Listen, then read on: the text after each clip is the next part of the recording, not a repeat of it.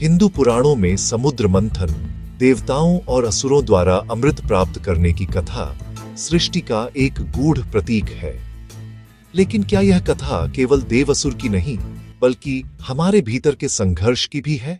भाग 1, अंतर का महासागर। New age. आध्यात्मिकता के अनुसार यह समुद्र हमारे अवचेतन मन का प्रतीक है, गहराई, रहस्य और छिपे हुए रत्नों से भरा हुआ।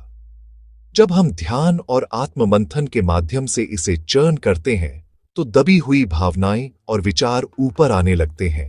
भाग 2, देव और असुर। हमारे भीतर देव और असुर हमारे भीतर की द्वैत शक्तियां हैं, प्रेम और क्रोध, करुणा और अहंकार, प्रकाश और अंधकार। दोनों का संतुलन ही आत्म परिवर्तन की कुंजी है। भाग 3, मेरुदंड और कुंडलिनी।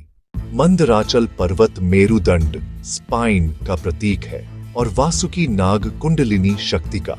जब यह शक्ति जागृत होती है तो चेतना ऊपर उठती है और हम उच्च आत्मबोध की अवस्था में पहुंचते हैं। भाग 4, विष और अमृत। जब आत्म मंथन शुरू होता है तो सबसे पहले विष निकलता है, नकारात्मक भावनाएं, कर्म और भय। शिव की तरह हमें इन्हें स्वीकार कर रूपांतरित करना होता है।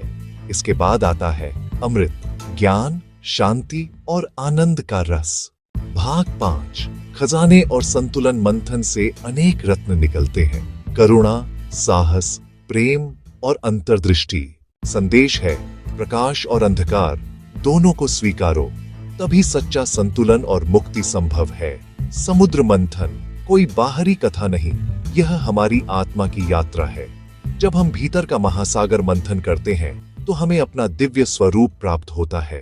समुद्र मंथन कोई बाहरी कथा नहीं, यह हमारी आत्मा की यात्रा है। जब हम भीतर का महासागर मंथन करते हैं तो हमें अपना दिव्य स्वरूप प्राप्त होता है। अपने भीतर का मंथन करो और अमृत को खोजो। कृपया मेरे चैनल बलराम दिल से को लाइक करें, शेयर करें और सब्सक्राइब करें। आपका प्यार और समर्थन ही हमारी प्रेरणा है।